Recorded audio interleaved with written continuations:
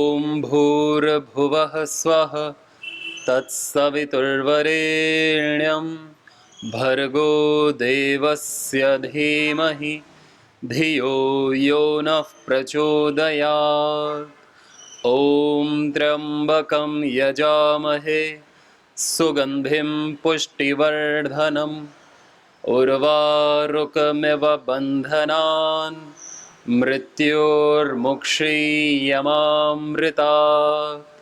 ॐ सहना भवतु सहनौ भुनक्तु सह वीर्यं करवावहै तेजस्विनावधीतमस्तु मा विद्विषावहै। ॐ विश्वानि देव सवितर्दुरितानि परासुव यद्भद्रं तन्नयासुव। ॐ शान्ति शान्ति शान्तिः। कुछ पल हम ध्यान करते हैं, ध्यान मुद्रा में आंखें बंद, मन शांत, कमर गर्दन सीधी करते हुए ओमकार प्रभु का दर्शन, प्रभु सर्वव्यापक, जहाँ भी हमारी चेतना का विस्तार है, केवल उस पर ध्यान देना, अपनी उपस्थिति पर ध्यान देना, अपने होने पर ध्यान देना कि मैं हूँ और जो मैं नहीं हूँ वो भी है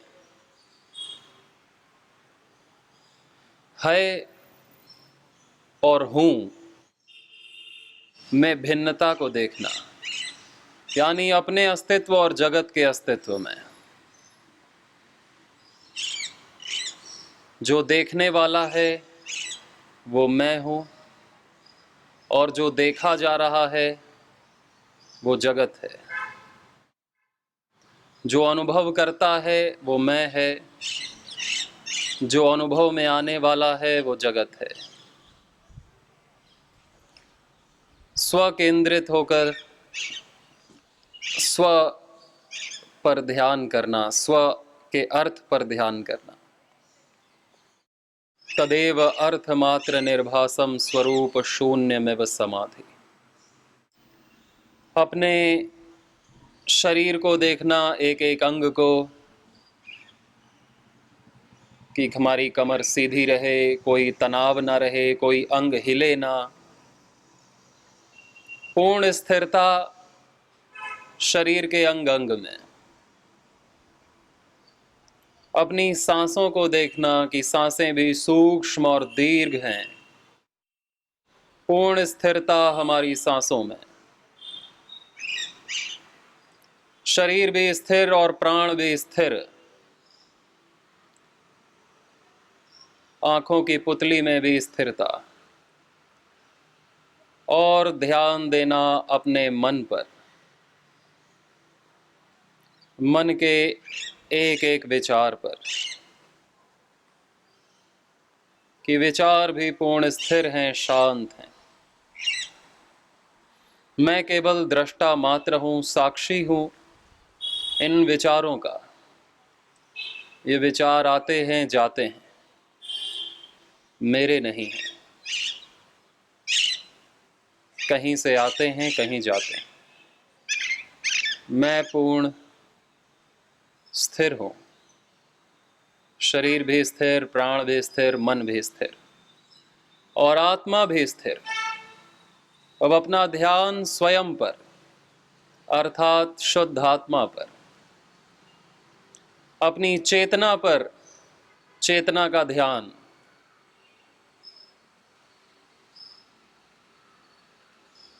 स्वयं से स्वयं का ध्यान। आत्मन्येवात्मना तुष्टः स्थित प्रज्ञस्तदोच्यते। इसी स्व के ध्यान को लगातार बनाए रखना। कुछ पलों के लिए धीरे धीरे ध्यान और प्रगाढ़ होता जाएगा और गहरा होता जाएगा,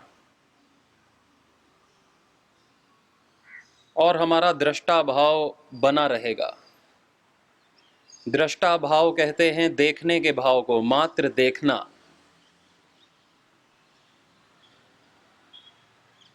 करना नहीं, कर्तापन नहीं, दृष्टापन। जो हो रहा है उसका विटनेस होना, साक्षी होना, इसी को साक्षी भाव कहते हैं, साक्षीपन कहते हैं।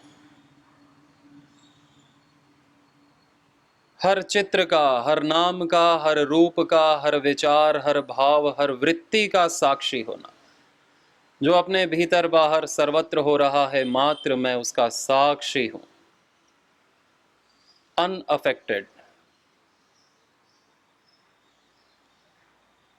अनइन्फेक्टेड, असंक्रमित, असंक्रामक है आत्मा। सर्वत्र होते हुए भी सबसे अछूती है, निर्लेप है, निराकार है। जैसे सूर्य की रोशनी हमारे भीतर जाती है लेकिन गंदी नहीं होती, गंदगी में भी जा करके गंदी नहीं होती। धूप,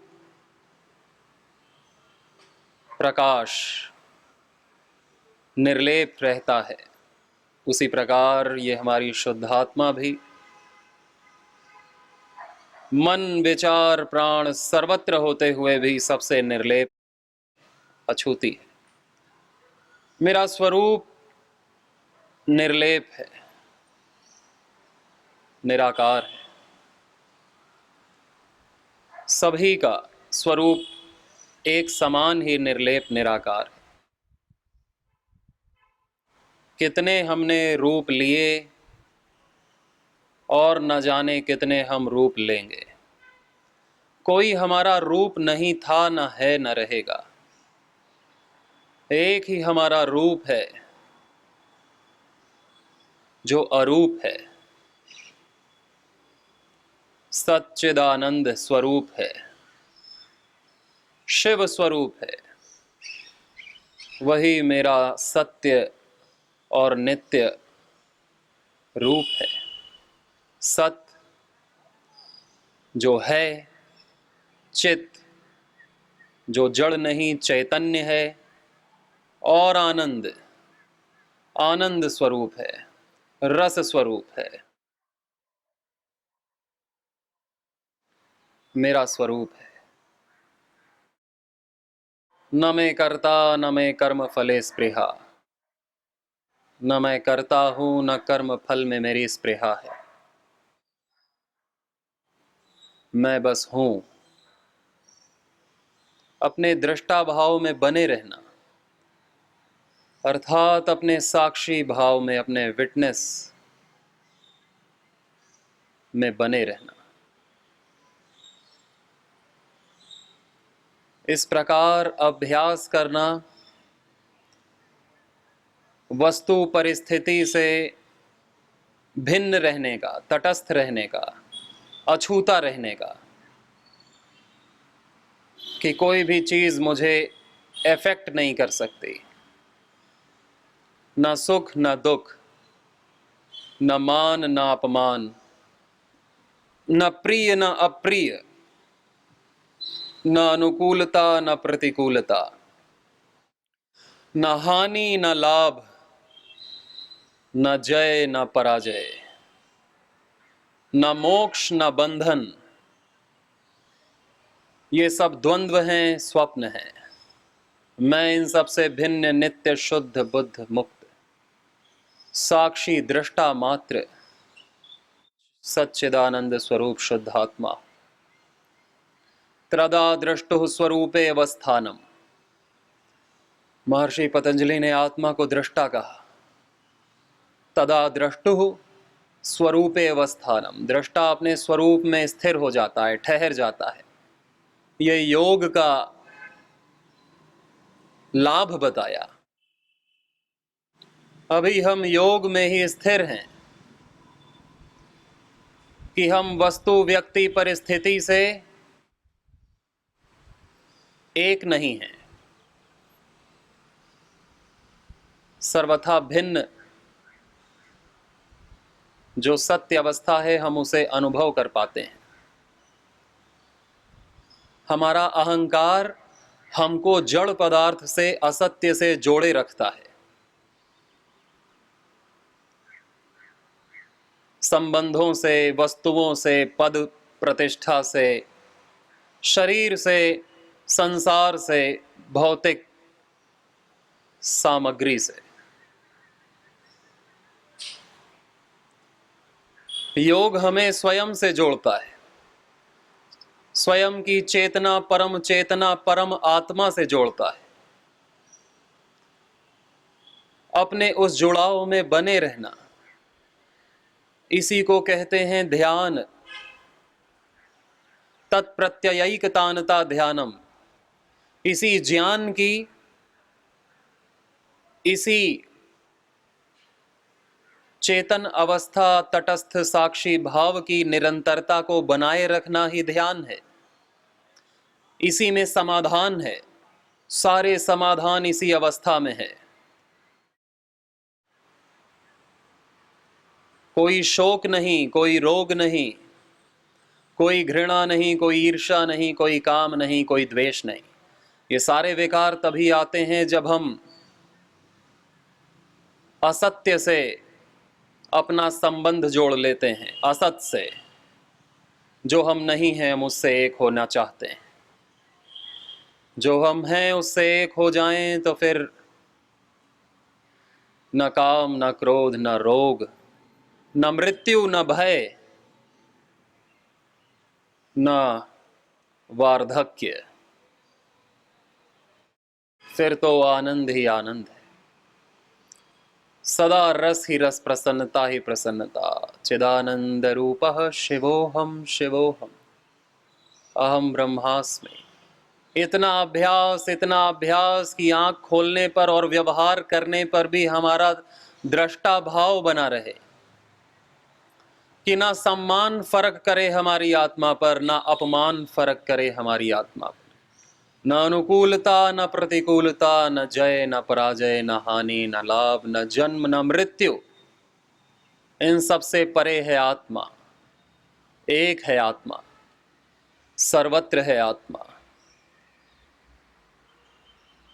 न मेरा है न पराया है, मेरा भाव ही नहीं, मेरे भाव के परे है आत्मा, समय के परे है, काल के परे है, भूत भविष्य वर्तमान के परे है, त्रिकालातीत,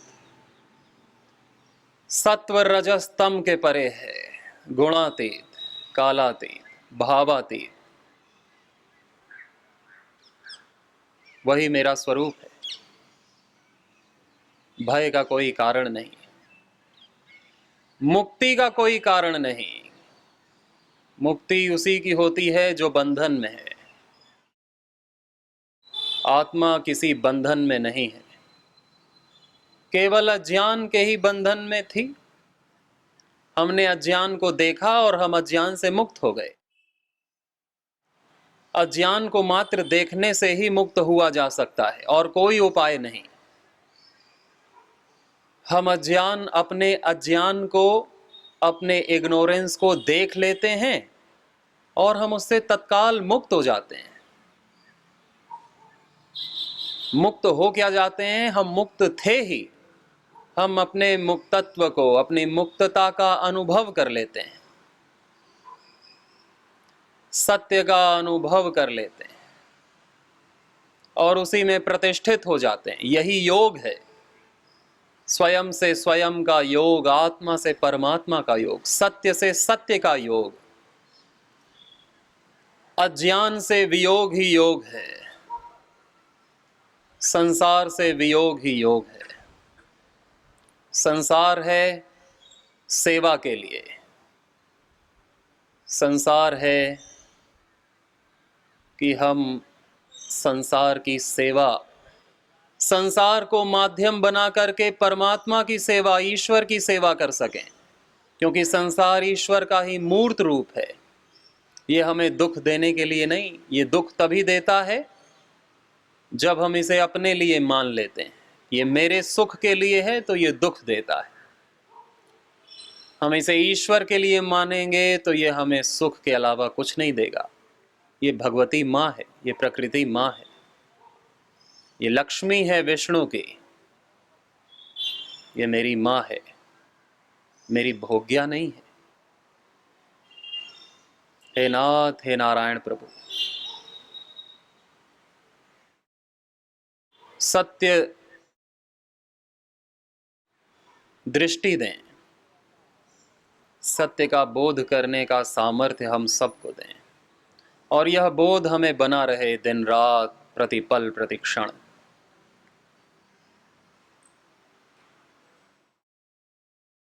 व्यवहार में भी, जागृत में भी और स्वप्न में भी, आचरण वाणी व्यवहार में भी, व्यापार में भी, संसार में भी और ध्यान में भी। ओम। इसी को ज्ञान योग कहते हैं, इसी को राज योग कहते हैं, इसी को ध्यान योग कहते हैं। जिस ज्ञान से हमारा तत्काल समाधान हो जाए, हमारे हर दुख का, हमारी हर पीड़ा का, हमारे हर चिंता का एक पल में समाधान कर देता है ज्ञान। नहीं ज्ञानेन सदृशम पवित्रम में विद्यते, तत्स्वयं योग संसिद्धे कालेनानति विन्दति। मौन ध्यान करेंगे, स्वयं का, स्वयं में हो करके सबका दृष्टा रहना, सबका साक्षी रहना, मात्र देखना, विचार को भी, प्राण को भी, शरीर को भी, पृथ्वी अग्नि जल वायु आकाश पंच तत्व को भी, समय को भी, दिशा को भी, काल को, मैं हूं, अपने होने का अनुभव करना। दोनों हाथों को ऊपर उठा के घर्षण करते हैं और अपनी आंखों पर रखते हैं। धीरे धीरे हम आंखें खोलते हैं। इस प्रकार हमने आज ज्ञान के आधार पर ध्यान किया। हल्की हल्की वर्षा भी हो रही है, भगवान का आशीर्वाद है, कृपा है। और प्रथम दिन जैसे हमने सांसों पर ध्यान किया, ओमकार पर ध्यान किया, वो हठ योग का ध्यान है। फिर हमने जैसे कल भगवान पर ध्यान किया, भक्ति योग का ध्यान, आज हमने ज्ञान पर ध्यान किया।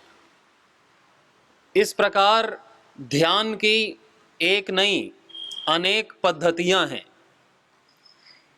कि जिससे हम अपने मन को एकाग्र कर सकें। इस तरह की अनंत पद्धतियां हैं। तो प्रतिदिन प्रतिपल हम इस ध्यान के भाव में बने रहें, इसके लिए हमें सजगता, जागरूकता, अलर्टनेस, कॉन्शियसनेस होनी चाहिए। फिर हमें कोई भी चीज आहत नहीं करती है, फिर हम अपने स्वामी होते हैं। इसलिए सन्यासी को स्वामी कहते हैं। और नहीं तो फिर हम रिएक्ट करने लगते हैं, चीजों से एक हो जाते हैं। फिर वो हमारे मन को बदल देती हैं, हमारे वाणी व्यवहार को बदल देती हैं, चीजें, परिस्थितियां संबंध कहीं भी बदलते हैं तो फिर हम बदल जाते हैं। हम ना बदलें, बाकी सब बदलता रहे। जैसे आत्मा नहीं बदलती, संसार परिवर्तनशील है, आत्मा परिवर्तनशील नहीं है, हम परिवर्तनशील नहीं है। हम भी परिवर्तनशील बन गए तो फिर जगत और हम में अभिन्नता, अभेद हो जाता है। और जगत और हम में अभेद हो गया, फिर हम में भय आता है, फिर हमें मृत्यु का भय, खत्म होने का भय, उठने का, खत्म होने का, फिर द्वंद्व सताते हैं। हम संसार से एक हो जाते हैं, संसार के कैरेक्टरिस्टिक फीचर्स हम अपना लेते हैं कि मैं भी परिवर्तनशील, जगत भी परिवर्तनशील। परमात्मा के कैरेक्टरिस्टिक जो हैं अपने रियलिटी में, उससे हम एक हो जाते हैं। परमात्मा के गुण से, स्वयं के गुण से जब हम एक होते हैं तो हमें निर्भयता, निष्कामता, निस्वार्था, आनंद, शांति, दिव्यता स्वयं प्रकट होती है। अपने गुण से एक होते हैं तो, दूसरे के गुण से नहीं।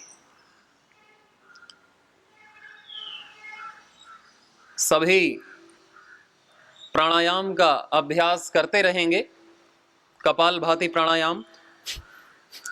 परम पूज्य स्वामी जी महाराज जी ने यही हमें सिखाया है कि ऐसा काम करें कि एक पंथ और कई सारे काज हो जाएं,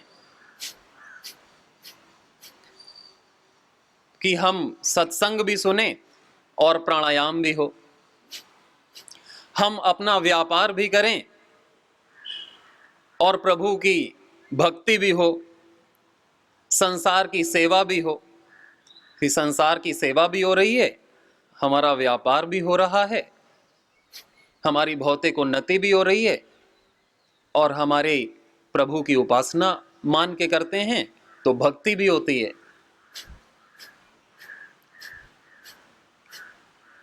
प्रतिदिन प्रातः सायं हमको ये प्राणायाम का अभ्यास, इससे हमारे शरीर का वायु तत्व शुद्ध होता है। ये हमें जानने की जरूरत है, हमारा शरीर पंच तत्व से ही तो बना है। पृथ्वी, जल, अग्नि, वायु, आकाश। वायु तत्व कैसे शुद्ध होगा? प्राणायाम करने से। अंदर का जो दूषित वात है उसे बाहर निकालना और शुद्ध वायु भस्त्रिका, अनुलोम विलोम से अंदर लेना। और हमारे शरीर का पृथ्वी तत्व कैसे शुद्ध होता है?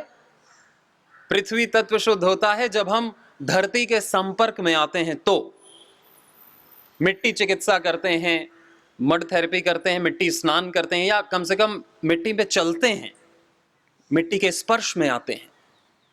और आहार भी तो धरती से ही निकला है। अन्न में तो मूलतः तो पृथ्वी तत्व ही है। हमारा आहार शुद्ध होता है तो हमारे शरीर का पृथ्वी तत्व शुद्ध होता है। आहार सात्विक है तो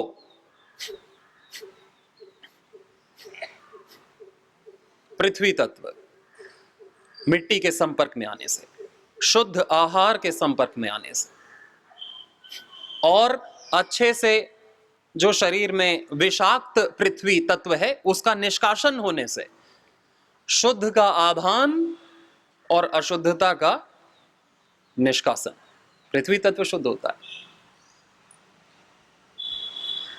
फिर अग्नि तत्व कैसे शुद्ध होता है? अग्नि तत्व शुद्ध होता है